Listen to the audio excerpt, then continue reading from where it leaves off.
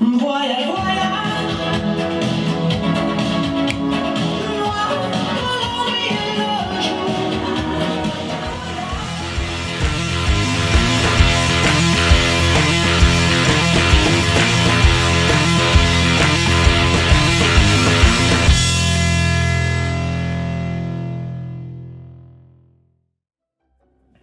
Alors souvent quand on parle 4 quarts, on pense recette ultra basique, il n'y a pas de complexité, il n'y a pas d'astuces. Et bien là, pour le coup, il y a plein d'astuces. Pourquoi? Parce que la texture d'un 4 quarts, c'est un gâteau de voyage, ne l'oublions pas. C'est un gâteau qui doit rester moelleux longtemps, un gâteau qui doit être très gourmand et pas rassir trop vite. Donc dans la recette, il y a quelques petites astuces et ça c'est important. Alors, on va appeler ça un 4 quarts. Nous avons le beurre, le lait, les œufs, nous avons du sucre glace, de la farine, un petit peu de levure chimique, une pointe de sel, et puis, je vais le peser en direct, on a du miel qui, lui, va apporter de la douceur, mais aussi du moelleux. Le miel, en fait, c'est un sucre inverti naturel. Vous savez, on parle de la trémoline, c'est du saccharose que l'on a transformé par hydrolyse. C'est pas du tout chimique, mais ça permet de donner au sucre une capacité de moelleux. Et là, pour le coup, eh bien, les abeilles travaillent très bien, puisque le miel, il est naturellement inverti, c'est-à-dire que naturellement, il va absorber l'humidité pour faire en sorte que le biscuit ne rassisse pas trop vite. Ensuite, lorsque cette recette est faite, elle est blanche, vous le voyez, il n'y a pas de chocolat pour l'instant. On va la laisser reposer au minimum 6 heures. Sur mon petit livre, eh bien, je vous explique qu'il faut le préparer 12 heures à l'avance. En soi, j'ai fait la pâte hier soir, nature, elle est au réfrigérateur. Comme on dit à la télévision, je me suis un petit peu avancé.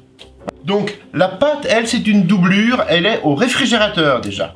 On va la faire ensemble, et lorsque la pâte a bien reposé, on va en prélever une partie que l'on va chocolater délicatement. À la sortie du four, lorsque le biscuit a refroidi, eh bien, on va le truffer, on va l'emplir de gourmandise avec cet élixir dulcé et jus de gingembre frais. J'adore ça. Donc pour la suite des ingrédients, eh bien c'est très simple. Pour chocolater la recette, j'ai juste un petit peu d'équatorial noir, couverture très délicate, très douce, un très bon chocolat à pâtisser, que l'on va émulsionner avec un tout petit peu de lait, vous allez voir. Pour terminer, eh bien on a dulcé, du jus de gingembre frais. Et puis pour aujourd'hui, sincèrement, j'avais dans la cuisine de la vanille, et je me suis dit, ça doit être très bon probablement.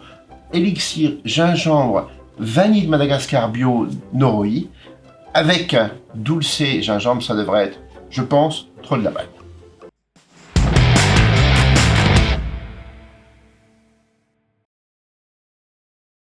Donc, je n'ai pas pesé le miel, parce que c'est compliqué à retransvaser, c'est une bonne façon d'en perdre d'ailleurs. Donc sur la recette, on nous dit qu'il faut 65 grammes. Il nous faut 65 grammes de miel. J'ai pris un bon miel de montagne. Hop, 65. Hop, voilà. 66 hors taxe. Ensuite, on ajoute les œufs. On va prendre le soin de bien fondre le miel avec les œufs. Et ensuite, on va tamiser les poudres. Quand je parle des poudres, je parle du sucre glace pour éviter les grumeaux, je parle de la farine, de la levure chimique, et puis de petites pointes de sel. Là, j'ai mis de la fleur de sel.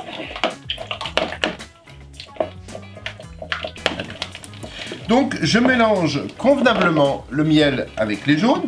Vous voyez qu'il est complètement dissous, il n'y a plus rien. On va tamiser la farine. Je tamise le sucre, la farine. Attention, petite astuce, quand on vous stipule sur une recette farine 45 ou farine 55, eh bien ce n'est pas un détail. La texture que l'on obtient avec une farine type 45 ou type 55 n'est pas du tout la même. Donc ça marche bien évidemment, mais on a des modifications de texture qui ne sont pas des moindres, surtout lorsque l'on parle des pâtes à foncer, à faire des tartelettes, etc. Donc type 55, type 45. C'est peut-être un détail pour vous, mais en tout cas pour moi, ça veut dire beaucoup. On ajoute le sel et la levure.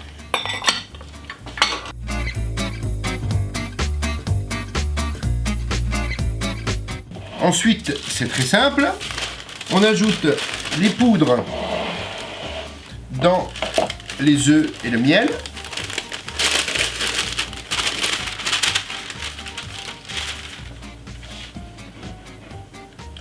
Et là, on mélange. Puisque la farine est tamisée, eh bien, on n'a aucun problème de grumeaux.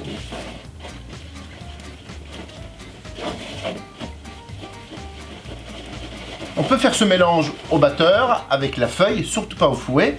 Le fouet a un gros inconvénient, c'est qu'il risquerait de donner de l'élasticité. Et là, la texture n'est pas du tout correcte.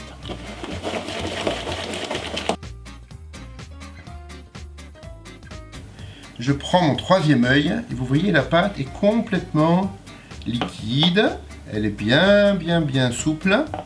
Et alors là, je rajoute le lait. Et je rajoute le beurre. Et maintenant, il nous reste à mélanger tout ça. Et on va le mettre au réfrigérateur pendant au minimum 6 heures, vous disais-je, voire idéalement une nuit. Et voilà, la pâte est terminée. Regardez, elle est très lisse, elle est brillante. Le beurre n'a pas cristallisé, la température est importante. Je vous explique bien que le beurre doit être fondu à 45-48 degrés. Si c'est trop froid, le beurre va cristalliser et la pâte va trancher. On parle de strier, de se séparer. Et si le beurre est trop chaud, eh bien qu'est-ce qu'il arrive? Eh bien le beurre va faire travailler la levure chimique. Et au lieu de lever dans le moule, eh bien la pâte va lever dans mon cul de poule. C'est raté.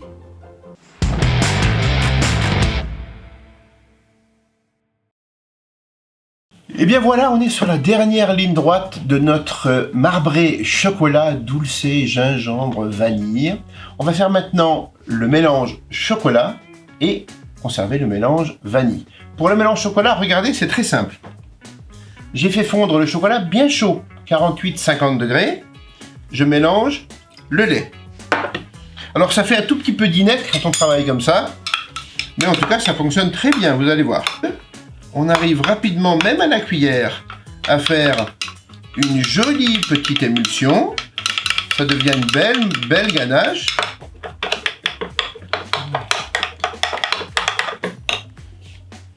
Et bien voilà, la ganache est terminée. Équatorial noir, je vous l'ai dit, c'est un joli chocolat à pâtisser, pas trop riche en cacao, ce qui permet d'avoir une pâte bien chocolat mais qui ne durcit pas trop. Donc on a fait une belle émulsion.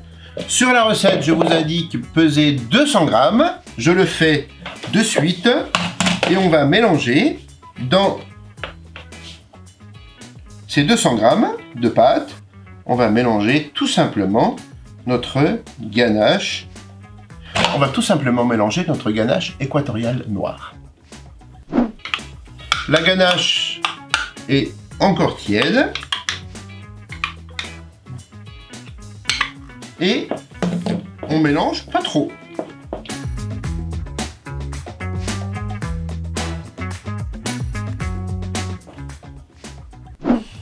Et bien nous voilà prêts pour garnir notre moule que je vais juste délicatement beurrer. On prend du beurre pommade.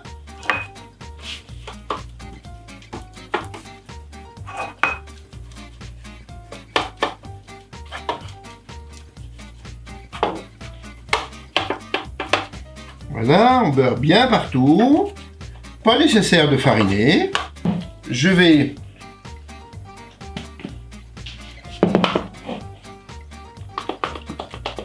tout simplement alterner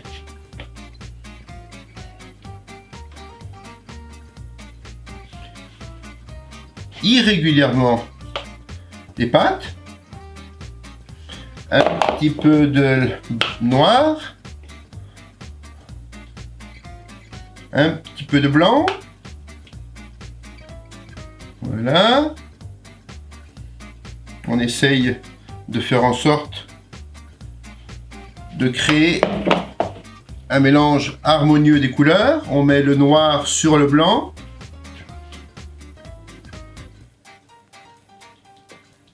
Et ensuite le blanc sur le noir.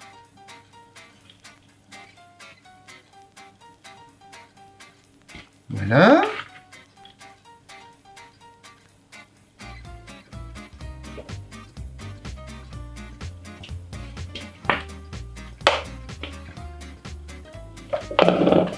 On termine avec le chocolat.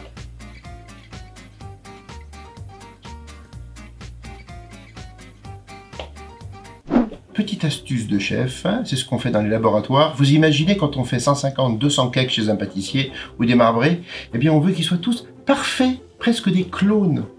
Eh bien pour que la lèvre d'un 4 quarts soit parfaite, regardez ce que l'on fait. J'ai fait fondre un tout petit peu de beurre. Je trempe une corne, côté plat, et je vais juste regarder au milieu, je vais déposer un tout petit peu de beurre sur la pâte. En fait, en déposant ce beurre très délicatement sur toute la longueur du marbré, eh bien c'est juste à cet endroit que la pâte ne va pas sécher et que lorsque la pâte va développer, elle va naturellement s'ouvrir là où il y avait de la matière grasse. La pâte n'a pas pu se souder et naturellement, ça va nous faire une magnifique lèvre et là, le marbré, c'est gagné. Maintenant, on est parti pour un voyage d'environ 45 minutes à 160 degrés, surtout ne brusquez pas. Le marbré, ça doit cuire très doucement. Ne vous inquiétez pas de voir que ça colore et que le marbré ne monte pas. Il commence à monter à partir de 30-35 minutes. C'est normal. C'est d'ailleurs l'idée que la croûte se forme et quand la pâte commence à pousser, eh bien c'est là que notre cratère de gourmandise se fabrique. Le four est préchauffé, toujours. Pensez bien quand on vous dit d'enfourner à une température X ou Y, on parle toujours d'un four chaud. On n'enfourne jamais une pâtisserie ou un plat cuisiné dans un four froid. Sinon, c'est plus 1 heure à 160, c'est 1 heure et demie. Et là, on dessèche et on rate les recettes.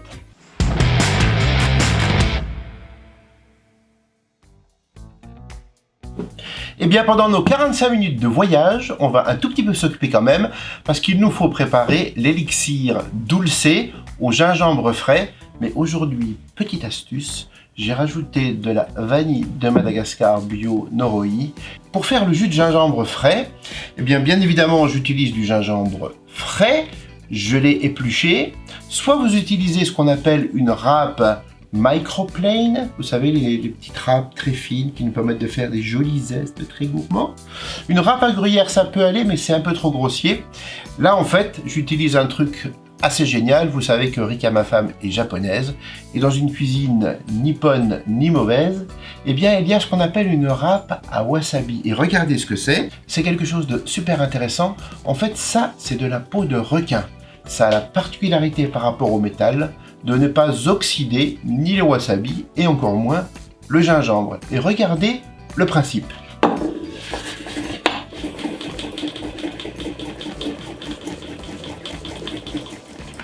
On râpe exactement le wasabi de la même façon.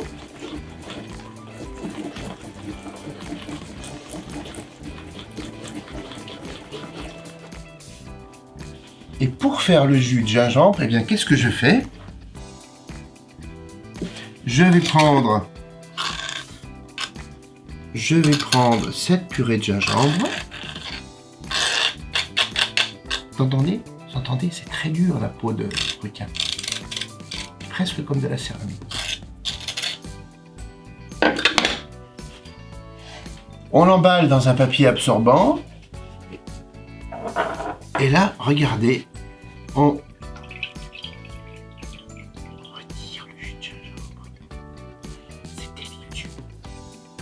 C'est super bon. Donc on a dit de la vanille de Madagascar bio avec le gingembre. Je vais prendre une petite gousse de vanille. Hop, ma vanille, elle est là.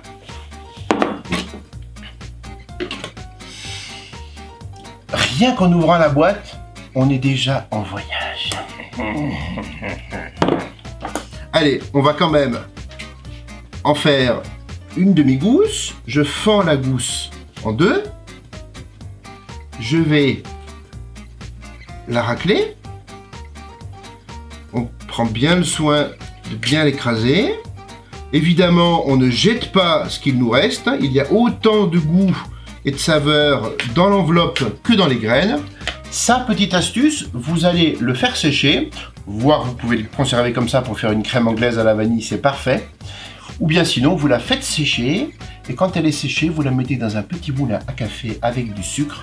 Vous allez broyer, et là, vous aurez du magnifique sucre vanillé. Regardez, j'en ai retiré les graines.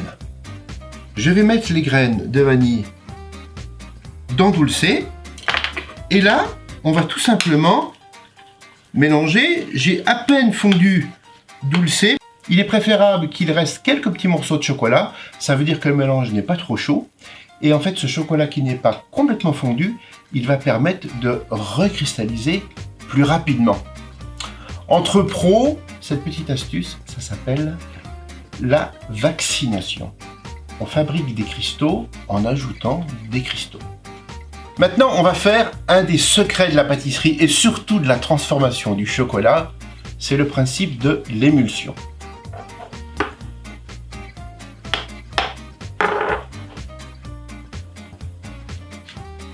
Regardez, ça commence à épaissir.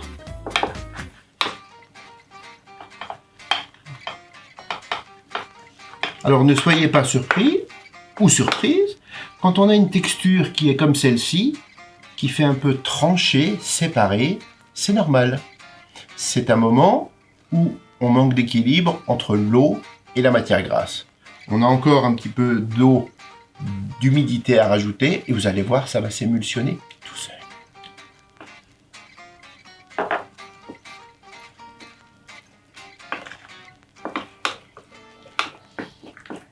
Et voilà, vous voyez, en frictionnant bien fort, et bien on arrive à faire une belle émulsion. Élastique, brillant.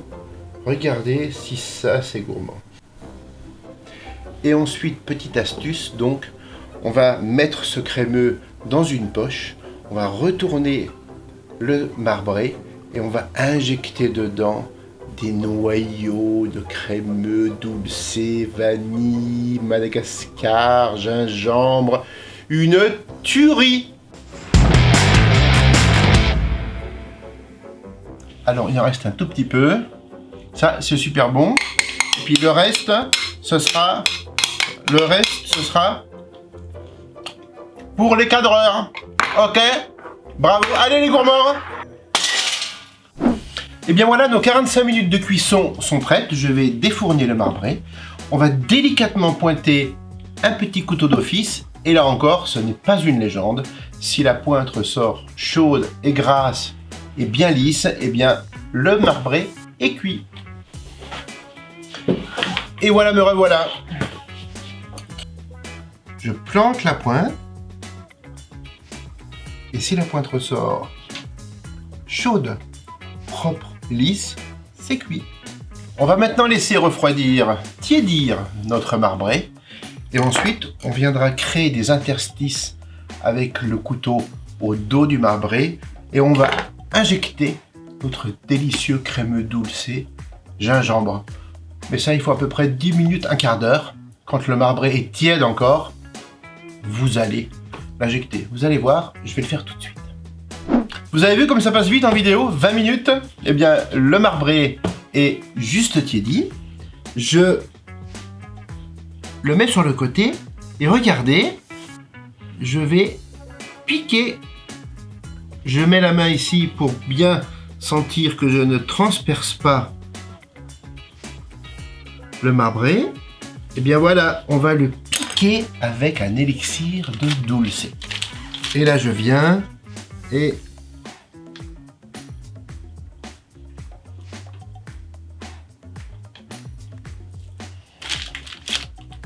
voilà, on injecte généreusement.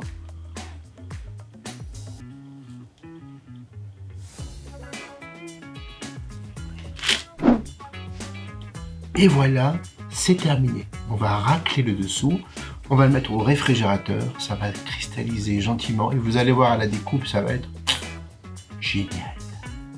Et voilà, c'était un joli voyage. J'espère qu'il a été agréable pour vous. Maintenant, on va couper ces deux gourmandises et comme ça, vous allez voir quand on parle d'une alvéole d'un biscuit, d'où l'importance du repos de la pâte. Il faut 9 mois pour faire un beau bébé, dis-je toujours. Et bien pour faire même un 4 quarts, même un cake, il ne faut pas 9 mois, mais il faut un minimum de 6 heures de repos, voire une nuit.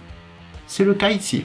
Je coupe les biscuits, vous allez rentrer dans la mie, dans l'âme du marbré truffé. Et moi je vous dis à très bientôt pour d'autres recettes, d'autres astuces. On passe des bons moments ensemble. Salut!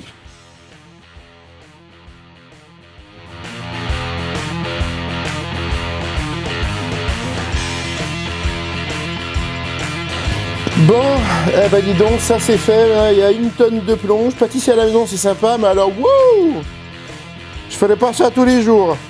et pourtant, c'est bien ce que je fais. Bon allez, hop, on plie les gaules. C'est bon, micros sont défaits.